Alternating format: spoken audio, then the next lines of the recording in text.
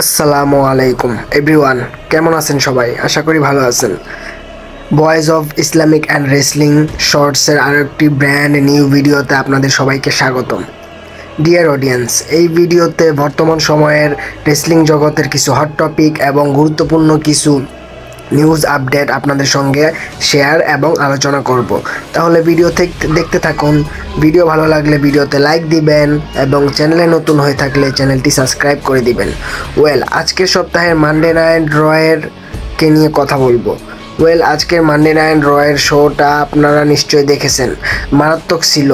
এই সপ্তাহের Monday night র শোটা আমার কাছে কিন্তু দুর্দান্ত লেগেছে।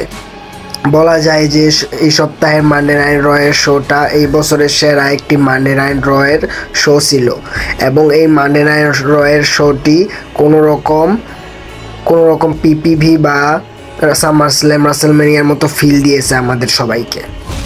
এই বিষয়টা নিয়ে অনেকে দ্বিমত পোষণ করেছে। কেউ বলতেছে যে নেটফ্লিক্সের মানডে নাইট রয়ের প্রথম শোটা ছিল সবথেকে বেস্ট, যেখানে রক এসেছিল রোমান রিংস সোলো সিকোয়ার মধ্যে উলাফালার জন্য ম্যাচ হয়েছিল, সেটা বেস্ট ছিল। এবং সেথ রলিন্স আর সিএম পাঙ্কের মধ্যেও ম্যাচ হয়েছিল। এবং এই বিষয়টা নিয়ে যে যার আলাদা মত পোষণ করতেছে। যদি আপনাদের কিছু বলার থাকে তাহলে অবশ্যই কমেন্ট করে বলতে পারেন যে আপনাদের মতে এই দুইটা শোয়ের মধ্যে কোন শোটা বেশি আকর্ষণীয় এবং দুর্দান্ত ছিল। তো যাই হোক, পার্সোনালি এই সপ্তাহের মানডে নাইট রয়ের শো কিন্তু আমার কাছে দুর্দান্ত লেগেছে। এই সপ্তাহের মানডে নাইট রয়ের শোতে কিন্তু সার্ভাইভার সিরিজের ওয়ার গেমসের জন্য মারাত্মক বিল্ড আপ হয়ে গিয়েছে। কোম্পানির কিন্তু একটা শোয়ের মধ্য দিয়ে ওয়ার গেমসের জন্য মারাত্মক প্রোগ্রেস করে নিয়েছে। তো এই সপ্তাহে মানডে নাইট রয়ের মেইন ইভেন্টের এন্ডিং বা আমরা ওয়ার গেমসের জন্য যেই সেগমেন্ট দেখতে পেয়েছি দ্য ভিশন এবং সিএম পাঙ্কের টিমের মধ্যে, তো এই যে সেগমেন্টটা হয়েছে এই সেগমেন্টের মধ্যে কিন্তু কোম্পানি অনেক কিছু হিন্ট করেছে। ফিউচারে গিয়ে আমরা কিন্তু সেগমেন্টের মধ্যে এই ফিউচারের মধ্যে প্ল্যান অনুযায়ী এরকম ম্যাচ দেখতে পাবো। এবং আমরা দেখেছিলাম যে এই সেগমেন্টের পরে সিএম পাঙ্ক এবং রোমান রিংসেরও ফেস অফ হয়েছিল এবং এদেরও ম্যাচ রাসেলমেনিয়ায় হওয়া পসিবল, যদি হতেও পারে এবং নাও হতে পারে। আমার সম্ভবত রোমান রিংস আর ব্রক লেসনারের ফাইট হবে। তো এই বিষয়টা নিয়ে কিন্তু মূলত অনেকগুলো আপডেট পাওয়া গিয়েছে। তো এক এক করে এবার আমরা আপনাদের সঙ্গে আলোচনা করব, আপডেটগুলো শেয়ার করব। তো বিষয়টা হলো, গত মানডে নাইট রয়ে আমরা টিম সিএম পাঙ্ক এবং দ্য ভিশনের মধ্যে কিন্তু ব্রল দেখতে পাই। প্রথম 4 জন আসে টিম ভিশনের, পরের 4 জন আসে সিএম পাঙ্কের। এই 4 জন করে 8 জনের মধ্যে আমরা ব্রল শুরু দেখতে পাই। 8 জন কিন্তু একে অপরের সঙ্গে ফাইট করে। এক এক করে সবাই কিন্তু রিং থেকে নেমে যায়। তবে রিংয়ের মধ্যে শেষ পর্যন্ত সিএম পাঙ্ক একাই কিন্তু বেঁচে যায়। বাকি সকল মেম্বাররা কিন্তু রিং সাইডে ফাইট করতেছিল বা রিং সাইডে মারামারি করতেছিল এবং মার খেয়ে পড়েছিল। তো সিএম পাঙ্ক যখনই রিংয়ের মধ্যে একা থাকে সেই সময় কিন্তু ব্রক লেসনারের রিটার্ন করানো হয়েছে। এটা কিন্তু কোম্পানির ইন্টেনশনালি করেছে। রিসেন্ট আপডেট অনুযায়ী বলা হচ্ছে আমরা খুব শীঘ্রই সিএম পাঙ্ক এবং ব্রক লেসনারের মধ্যে একটা ফিউড দেখতে পাবো, সম্ভবত রাসেলমেনিয়া 42-তে ব্রক লেসনার এবং সিএম পাঙ্কের মধ্যে একটা ওয়ার্ল্ড হেভিওয়েট চ্যাম্পিয়নশিপের জন্য ম্যাচ দেখতে পেতে পারি। আবার রাসেলমেনিয়া 42 এর পরেও হতে পারে কিংবা রাসেলমেনিয়া 42 এর আগেও হতে পারে। তবে রাসেলমেনিয়া 42-তে ব্রক লেসনার আর সিএম পাঙ্কের মধ্যে একটা ম্যাচ হওয়া কিন্তু ডিজার্ভ করে।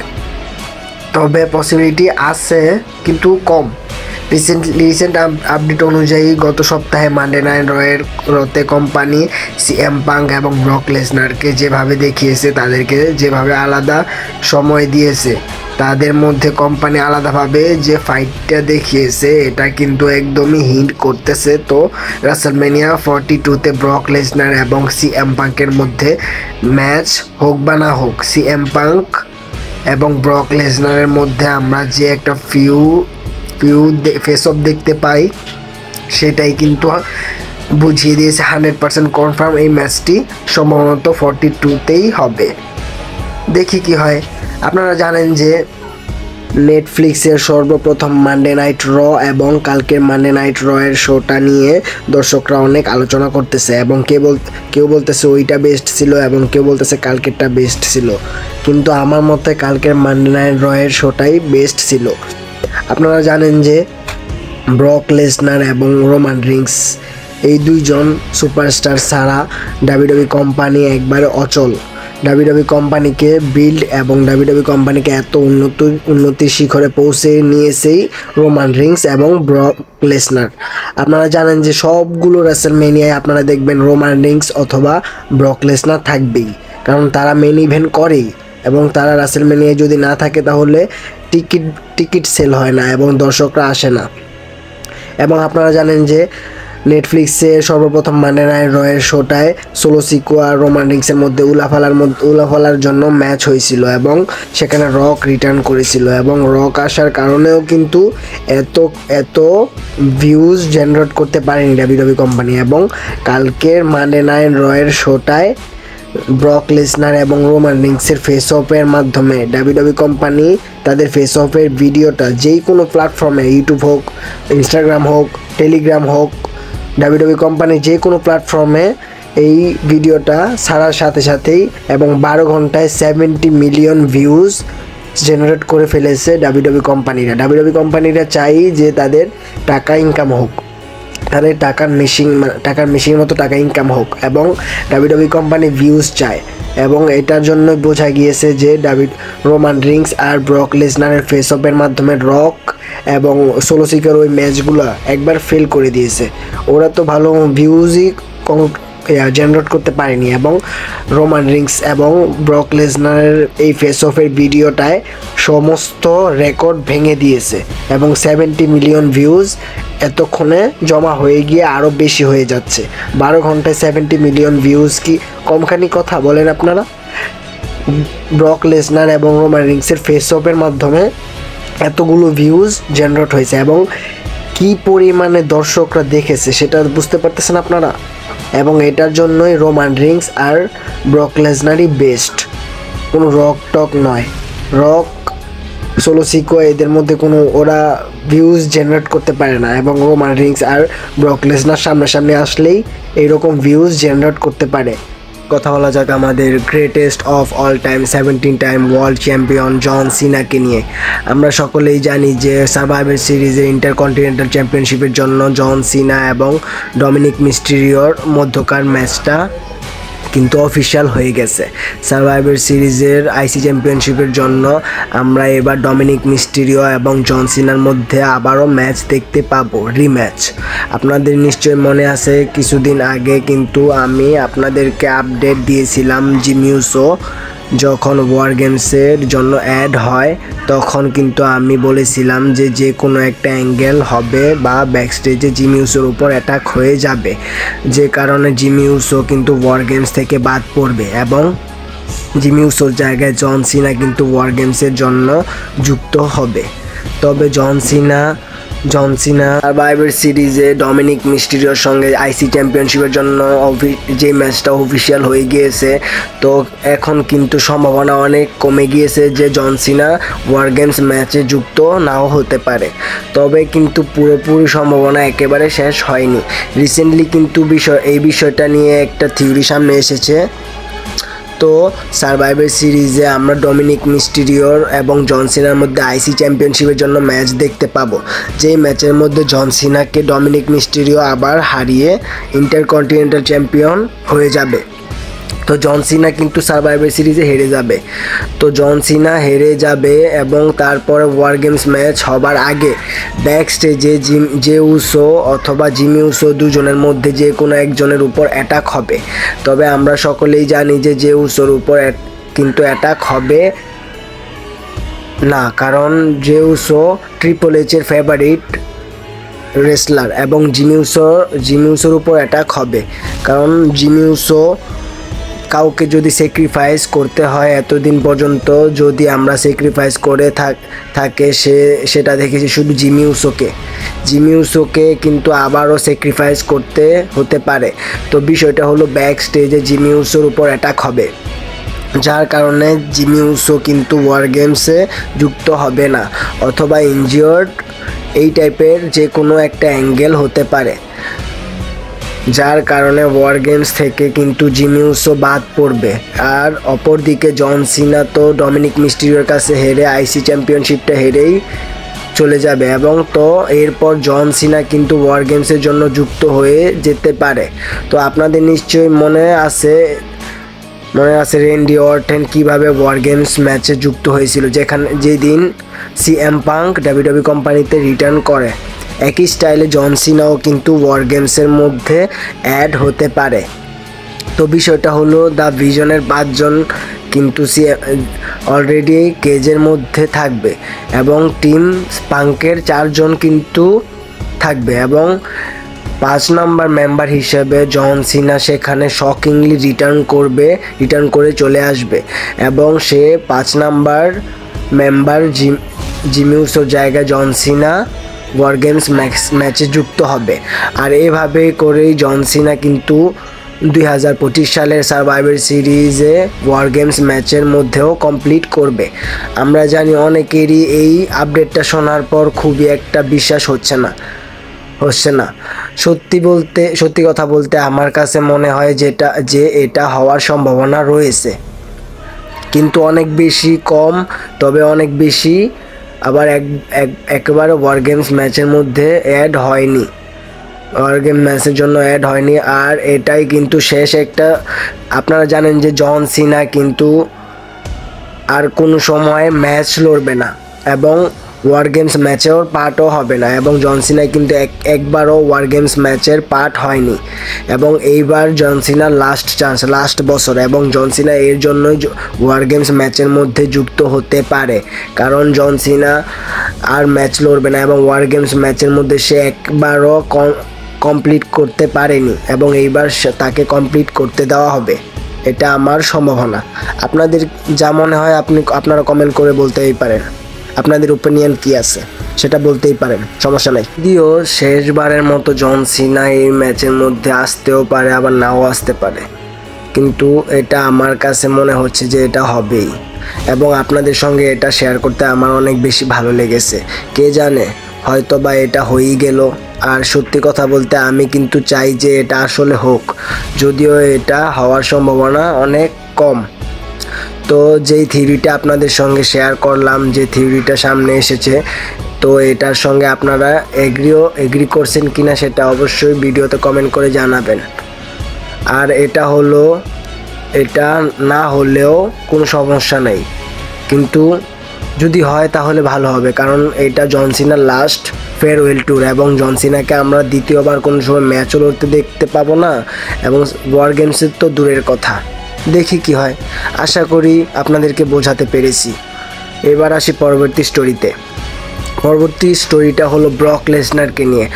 আমরা সকলেই কিন্তু দেখেছি গত মানডে নাইট রতে কিন্তু ব্রক লেসনার রিটার্ন করে দ্য ভিশনের 5 নাম্বার মেম্বার হিসেবে।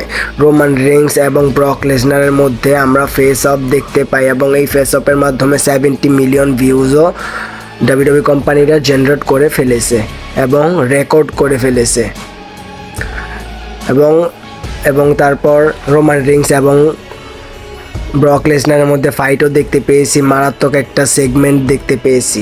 কিন্তু আমরা গত মানডে নাইট রতে দেখতে পেয়েছি, আমরা কিন্তু এই বিষয়টা আগে থেকেই জানতাম যে দ্য ভিশনের 5 নাম্বার মেম্বার কিন্তু ব্রক লেসনার, ওয়ার গেমসের ব্রক লেসনার কমপ্লিট করবে, এটা কিন্তু আমরা আগে থেকেই জানতাম। আবার আমরা কিন্তু এই বিষয়টা জানতাম ব্রক লেসনার কিন্তু পার্মানেন্টলি দ্য ভিশনের মেম্বার হয়ে থাকবে না, সে কিন্তু ওয়ার গেমস হয়ে যাওয়ার পরই চলে যাবে। তবে এটাকে নিয়েই কিন্তু শকিং একটা আপডেট বেরিয়েছে। তো রিসেন্টলি কিন্তু ব্রক লেসনার দ্য ভিশনের পার্মানেন্ট মেম্বার হিসাবে লিস্ট করা হয়েছে। মানে ব্রক লেসনার দ্য ভিশনের পার্মানেন্ট মেম্বার করা হয়েছে। এখন থেকে আমরা ব্রক লেসনারের দ্য ভিশনের পার্মানেন্ট মেম্বার হিসাবে দেখতে পাবো। এটা কিন্তু আসলে শকিং একটা বিষয়, আর শকিং হবার পেছনে দুইটি কারণ আছে। কারণ দ্য ভিশনের লিডার ছিল সেথ রলিন্স, এবং সেথ রলিন্স এইবার ইনজোর্ড হয়ে যাওয়ার কারণে ব্রক লেসনারের অ্যাটাকের মাধ্যমে এই অ্যাঙ্গেলটা দেখানো হয়েছে, এবং সেথ রলিন্সকে ডাব্লিউডাব্লিউই কোম্পানি থেকে লিভ দেওয়া হয়েছে। এই জন্য দ্য ভিশনের লিডার এখন বর্তমানে কেউ নেই এখন, এবং দ্য ভিশনের একটা নিউ লিডার প্রয়োজন, এবং নিউ লিডার হিসাবে দ্য ব্রক লেসনারই বেস্ট, আমি সেটা জানি। দুইটি কারণ আসলে অনেক বেশি কমপ্লিকেটেড। তো প্রথম বিষয়টা হলো, ব্রক লেসনার যদি আসলেই ভিশনের পার্মানেন্ট মেম্বার হয়, আর ব্রক লেসনার যদি ভিশনে থাকে, তাহলে ব্রনসন রিড এবং ব্রন ব্রেকারের উপর কিন্তু তেমন কোনো অ্যাটেনশন পড়বে না। সমস্ত অ্যাটেনশন কিন্তু ব্রক লেসনারের উপরেই যাবে, আর যার কারণে ব্রনসন রিড এবং ব্রন ব্রেকার কিন্তু খুব একটা ভালোভাবে সাইন করতে পারবে না। তো এটা কিন্তু আসলেই ব্রনসন রিড এবং ব্রন ব্রেকারের জন্য সমস্যার একটা কারণ। এখন দেখার বিষয় হলো ব্রক লেসনার কি দেওয়া যাবে ভিশনে দেখে ব্রনসন রিড এবং ব্রন ব্রেকারকে কোম্পানি কিভাবে পুশ করবে। ব্রক লেসনার তো তাদের ক্রেডিট সব একাই নিয়ে যাবে, সেটা অনুযায়ী বোঝা যাচ্ছে যে ব্রক লেসনার যদি তাদের সাথে থাকে, তাহলে ব্রক লেসনারকেই মানুষ দেখবে এবং ওদেরকে সাইড হিসাবে ধরবে। দ্বিতীয় বিষয়টা হলো, ব্রক লেসনার যদি দ্য ভিশনের পার্মানেন্ট মেম্বার হয়, তাহলে কিন্তু লেসনার ফুল টাইমার হতেও পারে, এবং ব্রক লেসনার কিন্তু কোনো সময় ফুল টাইমার হয় না, সে সবসময় পার্মানেন্ট মেম্বার হিসেবেই থাকে। এবং এখানে ফুল টাইমার বলতে প্রত্যেকটা সপ্তাহে যে ব্রক লেসনার আসতে হবে বিষয়টা কিন্তু এরকম না, তবে দুই এক সপ্তাহ পর ব্রক লেসনারকে আসতে হবে। তবে আমার কাছে মনে হয় না যে ব্রক লেসনার একটা সপ্তাহ পর নিয়ে আসা হবে।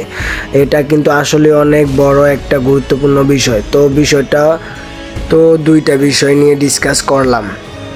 এখন দেখার বিষয় হলো যে ব্রক লেসনারকে কোম্পানি কিভাবে ক্রেডিট করে এবং কিভাবে পুশ করে এবং কিভাবে তাদের দ্য ভিশনটাকে চালিয়ে নিয়ে যায়। তবে এই বিষয়টা কিন্তু কনফার্ম যে ব্রক লেসনার দ্য ভিশনের পার্মানেন্ট মেম্বার হিসাবে লিস্ট করা হয়েছে।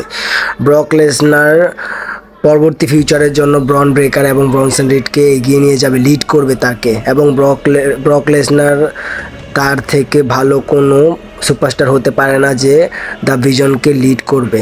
এখন থেকে আমরা দ্য ভিশনের পার্মানেন্ট মেম্বার হিসেবে দেখতে পাবো ব্রক লেসনারকে।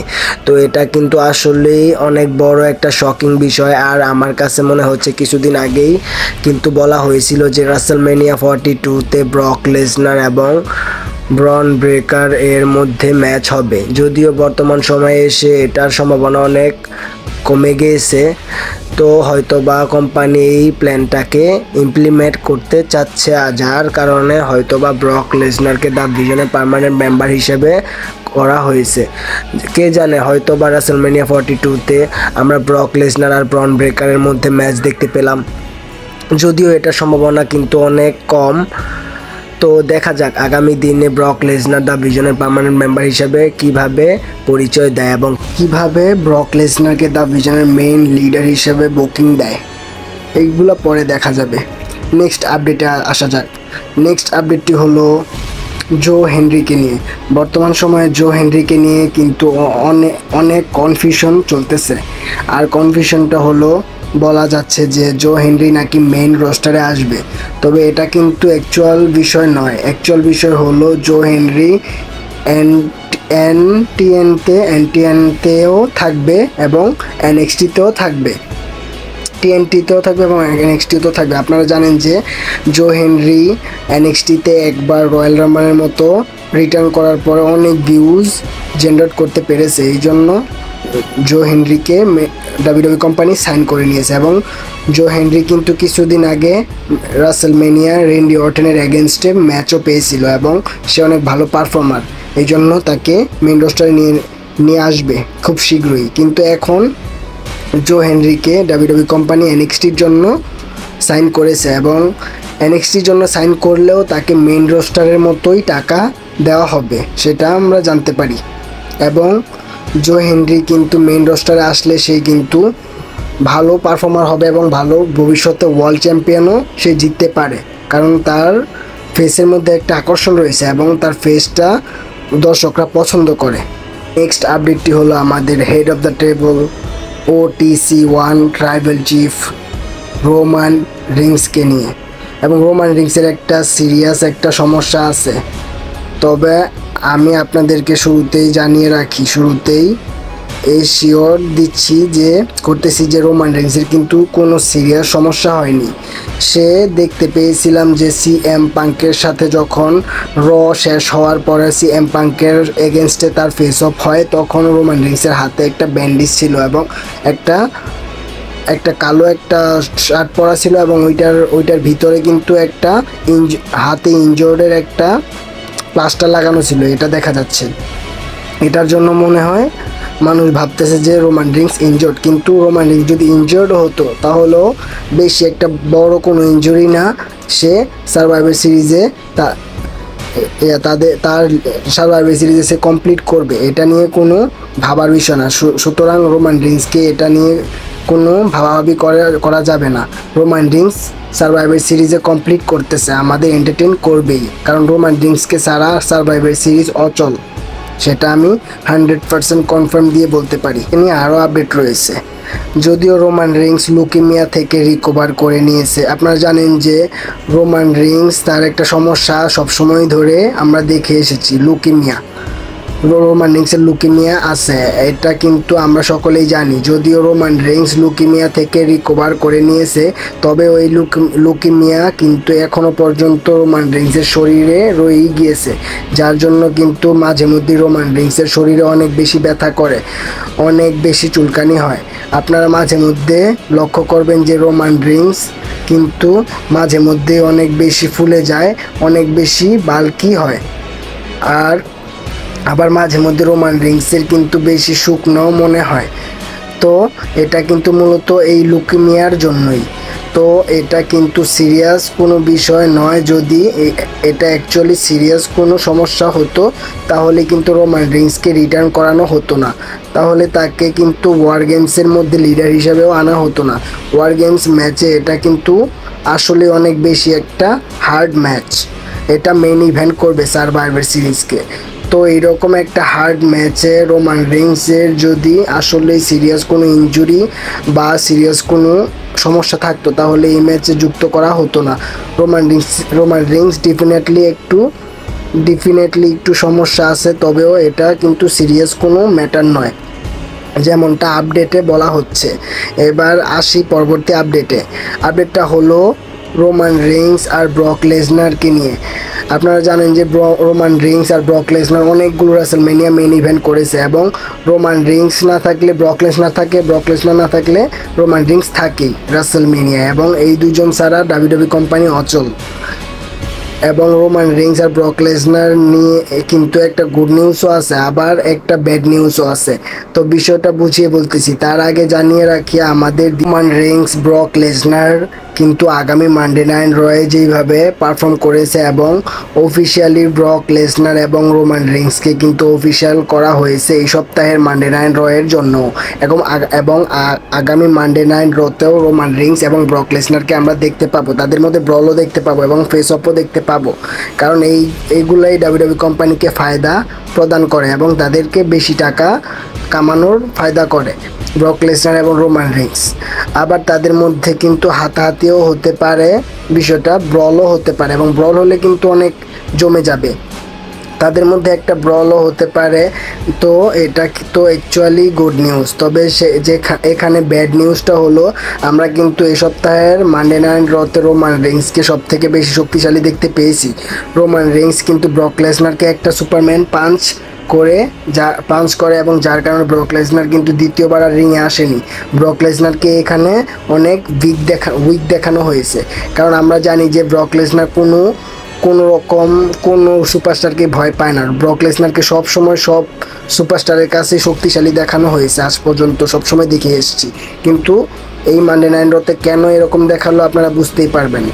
সামনে আগামী মানি লাইন রতে রোমান রিংস আর ব্রক লেসনারের মধ্যে হাতাহাতি হলেও সেখানে কিন্তু ডেফিনেটলি ব্রক লেসনার রোমান রিংসের উপর ডমিনেট করবে।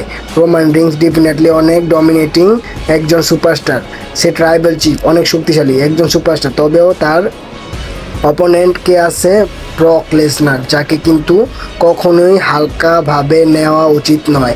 ব্রক লেসনার হচ্ছে দ্য বিস্ট এবং ব্রক লেসনারের কাছে রোমান রিংসের মতো 10টা এসে গেলেও সে একাই বিজয় করবে, সেটা কনফার্ম। কারণ ব্রক লেসনারকে ডাব্লিউডাব্লিউই কোম্পানি অনেক আগে থেকেই ভালো মতো পুশ করে।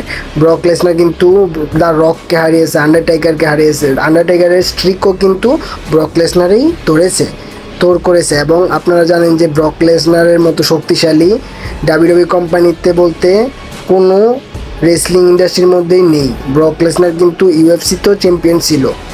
ব্রক লেসনার একজন সত্যিকারের সুপারস্টার, আর রোমান রিংস তো একটা ফেক। আচ্ছা, যাই হোক, আজ এই পর্যন্তই ভিডিওটা ভালো লাগলে লাইক দিবেন এবং চ্যানেলে নতুন হয়ে থাকলে চ্যানেলটি সাবস্ক্রাইব করে দিবেন এবং যদি কোনো রকম ভুল ত্রুটি হয়ে থাকে তাহলে ক্ষমার দৃষ্টিতে দেখবেন। ধন্যবাদ।